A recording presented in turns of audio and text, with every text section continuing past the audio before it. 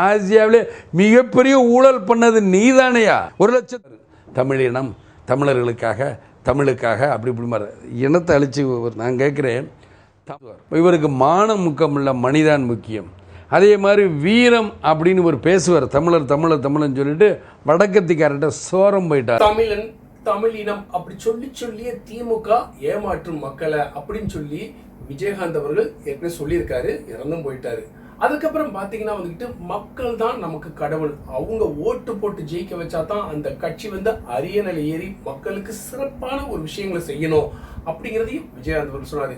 இதற்கு மேல மாநில அரசுங்கிறது சுயாட்சி, மத்திய அரசுங்கிறது கூட்டாட்சி. அதாவது திமுக மாநில அரசா இருந்து சுயமா கொள்ளையடிச்சுக்கிறோம், அதே இடத்துல மத்தியில போய் கூட்டமா கொள்ளையடிக்கும் அப்படிங்கிறது தான் சுயாட்சி மற்றும் கூட்டாட்சி அப்படின்னு சொல்லி யார் சொல்லியிருக்கா? விஜயகாந்த் அவர்கள் சொல்லிட்டு போயிருக்கிறார். அது போக அதாவது திமுக முன்னால அண்ணா அவர்கள் எப்படி காங்கிரஸை எதிர்த்து தோற்கடிச்சு அவங்க மூஞ்சில கரிய பூசினாங்களோ அப்படிப்பட்ட அண்ணா அவர்கள் தோற்றுவித்த இந்த திராவிட முன்னேற்ற கழகம் திமுக கட்சியில் இருக்கக்கூடிய கலைஞரும் சரி, ஸ்டாலினும் சரி, அதே காங்கிரஸோட கூட்டணி வச்சுக்கிட்டு இப்போ அவங்க மேல இருக்கக்கூடிய ஊழல் விவகாரங்கள் சம்பந்தப்பட்ட கேஸ்ல இருந்து வெளிவருவதற்காக அதே காங்கிரஸ் அண்ணா அவர்கள் எதிர்த்த காங்கிரஸோட கூட்டணி வச்சிருக்காங்க அப்படின்னு சொல்லி யார் சொன்னது? அதே விஜயகாந்த் அவர்கள் சொல்லிட்டு இந்த மாதிரி சொல்லியே விஜயகாந்த் அவர்கள் தேமுதிக அப்படிங்கிற கட்சியை ஆரம்பிச்சு 2016ஆம் ஆண்டு மக்கள் நல கூட்டணி சொல்லி அங்கேயும் சேர்ந்து ஒரு வழியா ஜெயிச்சு எதிர்கட்சி தலைவரா அவர் அரியணையில ஏறினாரு. தமிழக அரசியல ஒரு மிகப்பெரிய ஒரு தாக்கத்தை ஏற்படுறாரு. அதுக்கப்புறம் விஜயகாந்த் அவர்கள் பாஜக, பிஜேபி மற்றும் அதிமுக கூட மாற்றி கூட்டணி வைத்தாலும் திமுக கூட மட்டும் கூட்டணி வைக்கவே இல்லைங்க விஜயகாந்த் அவர்கள். ஏன்னா விஜயகாந்துக்கு தெரியும் திமுகக்குள்ள என்ன மாதிரி விஷயம் நடந்திருக்குன்னு சொல்லி. ஏன் தெரியுமா நான் சொல்றேன்? நான் சின்ன வயசுல இருந்து பாக்குறப்போ, அதாவது விஜயகாந்த் அவர்கள் திரைப்படத்தில் நடிக்கிறப்பையும் சரி, வெளியில வர்றப்பையும் சரி, திமுகவை விட்டு கொடுக்கவே மாட்டார். கலைஞர் தான் அவருக்கு உசுறு. ஷர்ட் போட்டா கூட சரி, பேண்ட் போட்டாலும் சரி, பேண்ட் கருப்பு கலர்ல போட்டிருப்பாரு, ஷர்ட் சிவப்பு கலர்ல போட்டிருப்பாரு. கருப்பு சிவப்பு தான் அவங்க காமிப்பாங்க. அவரும் எஸ் சந்திரனும் ராதாரவி அவர்களும் திமுகவோட ரொம்ப மிகப்பெரிய அபிமானிகள் சொல்லி பேர் எடுத்தவங்க. அப்படிப்பட்ட விஜயகாந்த் திமுகவை தூக்கி போட்டு தேமுதிக அப்படின்னு சொல்லி ஒரு கட்சியை ஆரம்பிச்சு திமுக கூட கூட்டணி வைக்காம அதிமுக மற்றும் பிஜேபி மட்டும்தான் கூட்டணி வச்சுக்கிட்டு இருந்தாங்க. ஆனா அப்படிப்பட்ட விஜயகாந்த் அவர்களுடைய மறைவுக்கு பின்னால அவர்களுடைய துணைவியார் பிரேமலதா விஜயகாந்த் அவர்கள் அவர் கட்சியில் உள்ள அத்தனை தொண்டர்களும் சரி, நிர்வாகிகளும் சரி, அந்நியார் சொல்லி கூப்பிட்டு இருந்தாலும் ஒரு நல்லா யோசிச்சு பாருங்க. இந்த இடத்துல ஒரு விஷயத்த சொல்றேன். எம்ஜிஆர் அவர்கள் இறந்த ஒன்றும் அந்த எம்ஜிஆர் அவர்கள் இறந்த அந்த சிம்பத்தி யார் மேல விழுந்துச்சு? ஜெயலலிதா அவர்கள் மேல விழுந்துச்சு.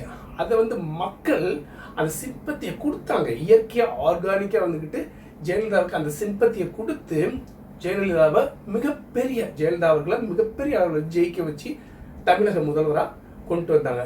அதே சிம்பத்தி விஜயகாந்த் அவர்கள் மேல மிகப்பெரிய மரியாதையும் அன்பு வைத்த தமிழக மக்கள் விஜயகாந்த் இறந்ததுக்கு அப்புறம் அந்த சிம்பத்திய உண்மையிலே பிரேமலதா அவர்கள் கொடுத்திருந்தா இன்னைக்கு பிரேமலதா விஜயகாந்த் அவர்கள் உண்மையிலே தமிழகத்துல அரசியல் சம்பந்தப்பட்ட விஷயங்கள்ல ஒரு மிகப்பெரிய ஒரு இடத்த தக்க வச்சிருப்பாரு. ஆனா மக்கள் அந்த சிம்பத்தியை கொடுக்கல. ஆனா உள்ளுக்குள்ள இருக்கக்கூடிய தொண்டர்களும் நிர்வாகிகளும் வேட்பாளர்களும் பிரேமலதா விஜயகாந்த் அந்நியார் சொல்லி கூப்பிட்டுக்கிட்டாங்க.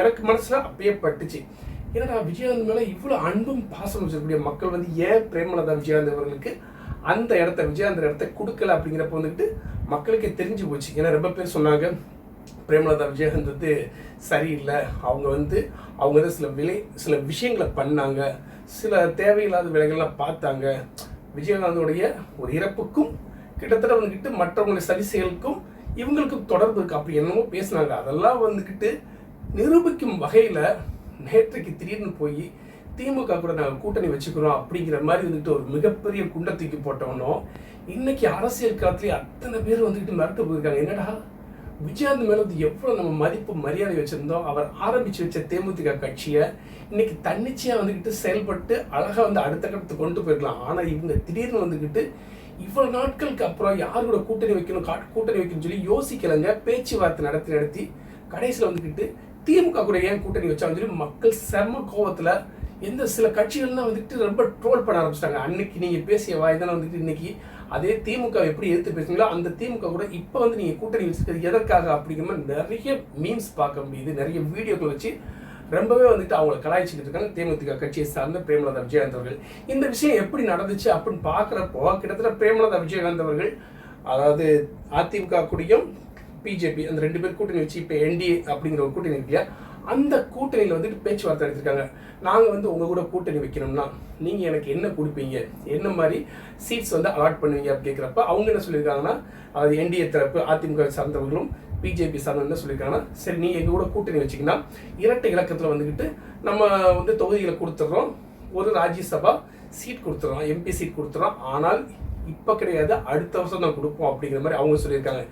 என்னடா இவங்க இப்படி சொல்லிட்டாங்களே அப்படிங்கிற மாதிரி யோசிச்சு பிரேமலதா விஜயகாந்த் திமுக பக்கமும் பேச்சு எடுத்திருக்காங்க. திமுக பக்கம் என்ன சொல்லியிருக்காங்க, கண்டிப்பாக அவங்களுக்கு 9 தொகுதிகள்லேருந்து 12 தொகுதிகள் வரைக்கும் நாங்கள் வந்து சீட் தர்றோம், அது போக ஒரு எம்பி சீட்டும் தர்றோம் அப்படிங்கிற மாதிரி அவங்க அலர்ட் பண்ணியிருக்காங்க. ஆனால் நாங்கள் வந்து அடுத்த வருஷமும் தர மாட்டோம், வரக்கூடிய மார்ச் மாதமே நாங்கள் வந்து இதை வந்து நாங்கள் வந்து உங்களுக்கு கொடுக்குறோம் அப்படிங்கிற மாதிரி திமுக தரப்புல வந்து பேசியிருக்காங்க. இதற்கு இடையில மார்ச் மாதம் 1ஆம் தேதி நடக்கக்கூடிய பிரதமர் மோடி அவர்களுடைய தலைமையில் நடக்கக்கூடிய மிகப்பெரிய பிரச்சார கூட்டத்துக்கு தேமுதிக தலைவரான பிரேமலதா விஜயகாந்த் இருக்காங்களே அவங்கள வந்து அழைத்து மேடை ஏற்றி அந்த இடத்துல வந்துக்கிட்டு கூட்டணி பற்றி பேசி கூட்டணி கன்ஃபார்ம் பண்ணி அவங்களுக்கு வந்துக்கிட்டு இத்தனை தொகுதி கொடுக்குறோம், ஒரு எம்பி சீட் கொடுக்குறோம் அப்படிங்கிற மாதிரி வந்து ஒரு அனௌன்ஸ்மெண்ட்டை கொடுக்கலாம் அப்படின்னு நினைச்சு வச்சிருக்கக்கூடிய சூழ்நிலையில் அதிமுகவும் பிஜேபி சார்ந்த நிர்வாகிகள் வரக்கூடிய 23ஆம் தேதி சரியான முறையில் போய் அவங்களுக்கு அழைப்புதல் கொடுத்து இந்த மாதிரி விஷயத்தை வந்து சொல்லலாம்னு நினச்சிக்கிட்டு இருக்கிற நேரத்தில் தான் வந்துக்கிட்டு முந்திக் கொண்டார்கள் திமுகவை சார்ந்த கனிமொழி. அவங்கள தூது அனுப்பி நீ உடனே பிரேமலதா விஜயகாந்த் அவர்கள்ட்ட பேசுங்க, பேசி ஒரு நல்ல முடிவு கொண்டு வாங்க அப்படின்னு சொன்ன உடனே அவசரமாக ஏற்கனவே வந்து கனிமொழி இருக்காங்க இல்லையா, திமுக தரப்புலேருந்து கனிமொழி அவர்கள் 2 தடவை வந்து பிரேமலதா விஜயகாந்த் வந்து பேசியிருக்காங்க. இப்போது அவசரமாக கடந்த 18ஆம் தேதி புதன்கிழமை வந்துக்கிட்டு அவங்கள பேசி நீங்கள் கண்டிப்பாக எங்களோட கூட்டணி வச்சிங்கன்னா 9லேருந்து 12 தொகுதிகளை வந்து உங்களுக்கு கொடுக்குறோம், ஒரு எம்பி சீட், அதுவும் அதிமுக பிஜேபி சொன்ன மாதிரி அடுத்த வருஷம் கொடுக்க மாட்டோம், வருகிற மார்ச் மாதத்துலேருந்து இந்த விஷயங்கள் நடைமுறை கொண்டு வரோம் அப்படிங்கிற சொல்லி பிரேமலதா அவர்கள் வந்து ஓகே சம்மதம் தெரிவிக்க வச்சு நேற்றைக்கு அண்ணா அறிவாலயத்துக்கு வர சொல்லி அங்கேயே வந்து கூட்டணியை பற்றி அஃபிஷியலாக அனௌன்ஸ்மெண்ட் கொடுத்துட்டாங்க. உண்மையிலே பாருங்கள் எவ்வளோ ஒரு புத்திசாலித்தனமாக வந்துக்கிட்டு கனிமொழி அவர்களை வந்து உள்ள நகர்த்தி திமுக தரப்பு வந்து பிரேமலதா விஜயகாந்த் வந்து கொண்டு வந்துட்டாங்க. இப்போ என்னன்னா இவங்க அதாவது பிரேமலதா விஜயகாந்த் அவர்கள் திமுக கூட கூட்டணி வச்சுட்டோன்னு சொல்லி சந்தோஷப்படுறாங்க. ஆனால் மூச்சு என்ன சொல்றாங்கன்னா, இது என்னுடைய தனிப்பட்ட முடிவு கிடையாது, தேமுதிக தொண்டர்களும் கட்சி நிர்வாகிகளும் எல்லா பேரும் சேர்ந்து தான் வந்துக்கிட்டு திமுக கூட போய் நம்ம கூட்டணி வச்சுக்கலாம்னு சொன்ன முடிவை நான் ஏற்றுக்கொண்டு தான் வந்துக்கிட்டு இந்த கூட்டணி அமைத்திருக்கேன்னு சொல்லி அவங்க மூச்சு சொன்னாலும் இங்கே ஏதோ தவறு நடந்திருக்குன்னு சொல்லி இப்போ தேமுக தரப்புல இருந்து பல பேர் பல ஆயிரக்கணக்கான தொண்டர்களும் பல மக்கள்கள் வந்துக்கிட்டு அந்த கட்சியை விட்டு காலி பண்ணி தாவேகா பக்கம் அதிமுக பக்கம் நாம் தமிழர் கட்சி பக்கம் சொல்லி சேர்த்து கொண்டு வருகிறார்கள். ஆனால் உண்மையிலே பிரேமலதா விஜயகாந்த் வந்துக்கிட்டு ஒரு நல்ல ஒரு நான் என்ன சொல்கிறேன், நான் என்ன தனிப்பட்ட முறையில் சொல்கிறேன்னா, விஜயகாந்த் அவர்கள் வந்துக்கிட்டு நம்ம தமிழக மக்களுக்கு எப்படியாவது நல்ல விஷயங்களை பண்ணணும்னு சொல்லி ஆசைப்பட்டவர். அந்த அடிப்படையில் தான் வந்துட்டு அவர் நல்ல ஒரு மனசோட இந்த தேமுதிக கட்சியை ஆரம்பித்ததுனால தான் தமிழக மக்களில் பெரும்பாலான மக்கள் வந்துக்கிட்டு தேமுதிகவுக்கு சப்போர்ட் பண்ணி விஜயகாந்த் அவர்களுக்கு வந்து சப்போர்ட் பண்ணி அவர் பேசிய வார்த்தைகள் நம்பி அவரை வந்து ஜெயிக்க வச்சு எதிர்கட்சி தலைவராக அந்த சிம்மாசனத்தில் வந்து உட்கார வச்சாங்க. ஸோ அப்படிப்பட்ட ஒரு தேமுதிக கட்சியை சார்ந்த விஜயகாந்த் அவருடைய மனைவி துணைவியார் பிரேமலதா விஜயகாந்த் எந்த திமுக வந்து விஜயகாந்த் வந்து நொடி எதிர்த்து அவங்களுடைய ஊழல்களை பற்றி அம்பலப்படுத்தி பேசுகிறாரோ அப்படிப்பட்ட விஜயகாந்துக்கு துணைவியாரான பிரேமலதா விஜயகாந்த் வந்துக்கிட்டு இன்னைக்கு திமுக கூட கூட்டணி வச்சிருக்கிறத பார்த்து உண்மையிலே விஜயகாந்த் அவர்களுடைய விசுவாசிகளும் சரி தேமுதிக விசுவாசிகளும் சரி ரொம்பவே அப்செட் ஆகி ஏன்பா இவங்க வந்து இப்படி பண்ணாங்க, அது ஒருபடி மேலே போய் ஏன் இந்த பொம்பளை இப்படி பண்ணுச்சு அப்படிங்கிற மாதிரி வந்துக்கிட்டு கொஞ்சம் அதுக்கு மேலே ஏறி சில பேர் தான் பேசிக்கிட்டு இருக்காங்க, மீம்ஸ்லாம் போட்டுக்கிட்டு இருக்காங்க. சில வீடியோஸ்லாம் அவங்க முன்னாடி பேசின விஷயத்தையும் இப்போ பேசின விஷயத்தையும் கொஞ்சம் கோர்த்து ஒரு வீடியோவை செஞ்சு வைரல் ஆக்கிட்டு வராங்க.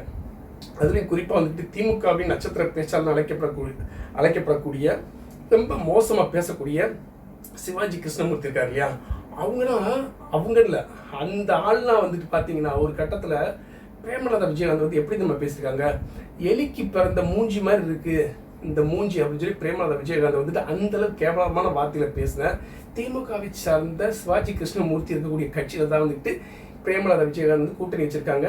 இதற்கு மேலே வந்துட்டு சரி இவங்க தான் பிரேமலதா விஜயகாந்த், அவங்களுடைய தம்பி LK சுதீஷ், இவங்க தான் அப்படி வச்சிருக்காங்கன்னா, இந்த மாதிரி வந்து ஒரு விஷயத்தை செயல்படுத்திருக்காங்கன்னா, அவங்க பையன் விஜய பிரபாகரனா திமுக வந்துட்டு அப்பா பயங்கரமாக எதிர்த்தாரு, அது மாதிரி நானும் வந்துக்கிட்டு கண்டிப்பாக எதிர்த்து ஜெயிப்பேன் அப்படிங்கிற மாதிரி சொன்ன மனுஷன் இன்னைக்கு அம்மா பேச்சை கேட்டுக்கிட்டு திமுக கூட்டணி வச்சிருக்காங்க. அதுலேயும் பல பேர் என்ன சொல்றாங்கன்னா வந்துக்கிட்டு இந்த டீலிங்கே வந்துக்கிட்டு ஒரு MP சீட் கொடுக்குறீங்கனாங்களா, அந்த MP சீட்டை வந்து விஜய பிரபாகரன் அவருக்கு வாங்கி தரணும் அப்படிங்கிற அடிப்படையில் தான் வந்துக்கிட்டு திமுக கூட கூட்டணி வைத்ததா ஒரு தரப்பு சொல்லிக்கிட்டு இருக்காங்க. இதெல்லாம் எந்த அளவுக்கு உண்மை தெரியல. நேற்றுக்கு கூட்டணி வைத்ததுக்கே நேற்றைக்கு அண்ணா அறிவாலயத்தில் போய் தேமுதிகவை சேர்ந்த பிரேமலதா விஜயகாந்த் வந்து திமுக கூட்டணிங்கிற ஒரு விஷயத்தை சொன்னதுக்கே இந்த ஓரிரு நாட்கள்லேயே பயங்கரமாக வந்துக்கிட்டு மக்கள், தமிழக மக்கள் கொந்தளிச்சு போய் ஏமா இந்த மாதிரி செஞ்சு அப்படிங்கிற மாதிரி கொந்தளிச்சு போய் பல வீடியோக்களை ஷேர் பண்ணுறாங்க, பல மீம்ஸ்களை உருவாக்கிக்கிட்டு இருக்காங்க. அது குறிப்பாக தாவேக்காவுக்குன்னு எவ்வளோ கோவம் வரும்னு பார்த்தீங்களா? தாவேக்காவும் நாம் தமிழர் கட்சியும் தனித்தனியாக நிற்கிறாங்க. இப்போ வரைக்கும் யாரோட கூட்டணி வச்சுக்கல. ஏன்னா அவங்க வந்து எனக்கு தெரிஞ்சு இன்னும் அரியணையில் ஏறாத தமிழக சட்டமன்ற தேர்தல் ஜெயிச்சு முதலமைச்சர் ஆகாத, எதிர்கட்சி ஆகாத 2 கட்சிகள் யாரோடையும் கூட்டணி வைக்கலன்னா யோசிச்சு பாருங்களேன். இவங்க கூட கூட்டணி வச்சோம்னா கண்டிப்பாக நம்மளையும் கெடுத்துருவான் அப்படிங்கிறது முதல் கொஸ்டின். இன்னொன்று, அதாவது தமிழக வெற்றி கழகம் மற்றும் நாம் தமிழர் கட்சியை தவிர அத்தனை கட்சிகளும் இந்த திமுக கூட கூட்டணி வச்சுக்கிட்டு அடுத்தடுத்து கூட்டணி லேட்டாக வந்தாலும் லேட்டஸ்ட்டாக வந்து நான் கூட்டணியில் சேருவேன் அப்படிங்கிற மாதிரி வந்துட்டு இது ஒரு பிஸ்னஸ் ஆக்கி அவங்க வந்துட்டு சில பண பரிமாற்றங்கள் செஞ்சதுக்கப்புறம் கூட்டணி வச்சுக்கிட்டு இருக்காங்க. ஆனால் இவங்க நாம் தமிழர் கட்சி சீமான் கட்சியோட வந்துக்கிட்டு அவங்க கூட்டணி சேர மாட்டாங்க. இந்த பக்கம் தமிழக வெற்றி கழகம் விஜய் அவர்களுடைய கூட்டணி சேர மாட்டாங்க. ஏன் இவங்க கூட கூட்டணி சேர மாட்டாங்க? சிம்பிளாக லாஜிக்காக யோசிச்சு பாருங்களேன். இந்த 2 புதிய கட்சிகளை வர வச்சுட்டா காலங்காலமாக ஊழல் பண்ணிக்கிட்டு இருக்கோம், தமிழ்நாட்டை வச்சு ஊழல் பண்ணிக்கிட்டு இருக்கோம், தமிழ்நாட்டில் இருக்கக்கூடிய கல்குவாரி, மணல் கொள்ளை அப்படின்னு நிறைய விஷயங்களை மையப்படுத்தி படித்தவனுக்கு வேற மாதிரி ஒரு துறையில் ஊழல் பண்ணலாம், படிக்காதவனுக்கு இந்த கல்குவாரி இந்த மணல் கொள்ளை அப்படிங்கிற விஷயத்தை மையப்படுத்தி இங்கே கொள்ளையடிச்சிக்கலாம். ஸோ தமிழக வெற்றி கழகமும் நாம் தமிழர் கட்சியும் உள்ளே வந்துச்சுன்னா நம்ம இரு கட்சிகளை சார்ந்த இந்த சிறிய கட்சிகள் கூட்டணி வச்சுருக்காங்க எல்லாத்துக்குமே மிகப்பெரிய ஆப்பு. அதனால் நம்ம எல்லா பேரும் ஒன்றிணைந்து நாம் தமிழர் கட்சி உள்ளே வரக்கூடாது, தமிழக வெற்றி கழகத்தை விஜய் அவர்களே உள்ளே வரக்கூடாதுன்னு சொல்லி எனக்கு நம்ம பிளான் பண்ணி ஒவ்வொரு கட்சியும் லேட்டாக வந்துக்கிட்டு கூட்டணி வைத்தாலும் இந்த இரு கட்சிகளையும் நாம் தமிழர் கட்சியும் தாவேக்கா உள்ளே வரக்கூடாதுங்கிற ஒரு வெல் பிளான் பண்ணியே வந்துக்கிட்டு பலவிதமான திட்டங்களோட உள்ளே வந்துக்கிட்டு இந்த தமிழக சட்டமன்ற தேர்தல் 2026 வந்துக்கிட்டு சந்திக்கிறதுக்கு ஆயத்தமாகிக்கிட்டு இருக்காங்க. ஏன் தெரியுமா? இந்த வருட 2026ஆம் ஆண்டுக்கு தமிழக சட்டமன்ற தேர்தலில் மட்டும் திமுகவோ அதிமுக தோற்று போச்சுன்னு வச்சுக்கோங்களேன், சரித்திரமே மாறுங்க. நாம் தமிழர் கட்சியோ இல்லை தாவேக்காவோ வந்துச்சு, ஆளும் கட்சியாவோ இல்லை எதிர்கட்சியாவோ வந்துட்டாங்கன்னு வச்சுக்கோங்களேன், கண்டிப்பாக வந்து பல கட்சிகளுக்கு ஆப்புங்கிறது ஒரு ஆணித்தரமாக அழுத்தி அமுக்கி அடக்கி வாசிக்கப்பட்டது மாதிரி தான். அந்த அளவுக்கு வந்துக்கிட்டு மற்ற கட்சிகள் சிதறி ஓடி போயிடும். இப்போதைக்கு என்னன்னா, புதுசாக ஒரு எதிரி வர்றானா நம்ம எல்லா பேரும் ஒன்று சேர்ந்து அந்த புதுசாக வரக்கூடியவனை அடித்து விரட்டணும் அப்படிங்கிற அடிப்படையில் தான் அதிமுக திமுக மற்ற சிறிய கட்சிகள்னா கூட்டணி அமைத்து இந்த புது கட்சிகளை உள்ள வரவிடக்கூடாதுங்கிறதுல ரொம்ப ரொம்ப ரொம்ப தெளிவாக இருக்காங்க. அந்த செயல்களில் தான் இப்போ ஈடுபட்டு வராங்க. அதுக்கான கடைசி ஒரு விஷயமா தான் வந்துக்கிட்டு தேமுதிக வந்துக்கிட்டு திமுக கூட வந்து கூட்டணி வச்சிருக்காங்கிறது தான் என்னுடைய பார்வையும் என்னை போன்ற பல நபர்களுடைய பார்வையும் பார்க்கப்பட்டு வருது. பொறுத்திருந்து பார்ப்போம். நேற்றைக்கு வந்து இந்த மாதிரி அதிர்ச்சி கொடுத்த தேமுதிக தலைவர் பிரேமலதா விஜயகாந்த் வந்து அடுத்தது என்ன செயல்பாடுகள் ஈடுபட போகிறாங்க, உண்மையிலே மக்களுக்கு நல்லது செய்யறதுக்காக வர்றாங்களா, இல்லை வந்துக்கிட்டு அடுத்த 5 வருஷம் யார் ஆட்சி அமைச்சாலும் பரவாயில்லை, நமக்கு வர வேண்டியது வந்தால் போதுங்கிற அடிப்படையில் வந்துக்கிட்டு இவங்க இந்த கூட்டணி அமைச்சிருக்காங்களா அப்படிங்கிறத பொறுத்திருந்து நம்ம பார்த்து அந்த தகவல் வந்தால் கண்டிப்பாக அவங்ககிட்ட வந்து ஷேர் பண்ணிக்கிறேன். அதற்கடுத்து வந்துக்கிட்டு அதிமுக பிஜேபி இருக்குது, அதுக்கப்புறம் வந்துக்கிட்டு திமுக மற்ற கட்சிகள்லாம் வந்துக்கிட்டு அவங்களுடைய தகவல்கள் எந்த அடிப்படையில் வந்து போய்கிட்டு இருக்கு. அவங்க ஆல்ரெடி வந்துக்கிட்டு ரொம்ப எக்ஸ்பீரியன்ஸான கட்சிகள். இதற்கு அடுத்து ஒரு சில தேர்தலை சந்தித்த நாம் தமிழர் கட்சி சீமான் அவர்கள் வந்துக்கிட்டு சில மாதிரி வந்து விஷயங்கள் செயல்படுத்திடுறாங்க. இதுக்கப்புறம் அமைதியாக இருந்துக்கிட்டு இன்னும் பிரச்சாரமும் சரி, அதாவது ரொம்ப அதிவேக பிரச்சாரமும் சரி, மக்கள் நேரடியாக சந்திக்கிறதும் சரி, களத்தில் ஈடுபடுறது சரிங்கிறத தாவேக்க ரொம்ப மெதுவாக செயல்படுத்திட்டு வராங்க. இவங்க எப்போ வேகம் எடுத்து சில தகவல்களை மக்கள்கிட்ட போய் கொண்டு போய் சேர்க்க போகிறாங்கிறது கண்டிப்பாக வந்துட்டு உங்ககிட்ட வந்து ஷேர் பண்ணிக்கிறேன். குறிப்பாக தமிழக வெற்றி கழகத்தின் கடைசி நிமிட செயல்பாடுகள் எந்த அளவுக்கு இருக்கு தெரியுமா? கிட்டத்தட்ட வந்து தேர்தல் தேதி வந்து வரக்கூடிய 2026ஆம் ஆண்டுக்கான தமிழக சட்டமன்ற தேர்தல் ஏப்ரல் மாதம் 11ஆம் தேதி 12ஆம் தேதி அனௌன்ஸ் பண்ணுவாங்கன்னு சொல்லிக்கிட்டு இருக்காங்க. அதற்கு முந்தி தமிழக வெற்றிக் கழகம் எந்த அளவுக்கு வந்து களத்தில் செயல்பட போறாங்கிறத பொறுத்து பார்ப்போம். ஸோ அத்தனை கட்சி தகவல்களும் ஏதாவது வந்துகிட்டு ரொம்ப வைரலான நியூஸ் வந்தால் அதை வந்து உங்ககிட்ட வந்து கண்டிப்பாக பகிர்ந்துக்கிறேன். நம்மளோட வீடியோ பிடிச்சா மறக்காம லைக் பண்ணுங்க. நம்மளுடைய பாமுத்துக்கு யூடியூப் சேனல் மறக்காம சப்ஸ்கிரைப் பண்ணுங்க. இந்த தகவல் பிடிச்சிருந்தா உங்களுடைய நண்பர்களுக்கு ஷேர் பண்ணுங்க. மீண்டும் ஒரு தகவலுடன் நான் இன்னைக்கு சொல்றேன், எல்லாருக்கும் என்னுடைய வயதை வைத்து ரொம்ப சினிமாவில் விரும்புறவங்களோ இல்ல வேற தொழிலில் ஈடுபடுகிறவர்களுக்கும் நான் ஒரே ஒரு வார்த்தை சொல்றேன். நான் எழுதிய ஒரு கவிதையை, எந்த வேர் வைக்கும் வெற்றி ஒரு நாள் வேர் வைக்கும்.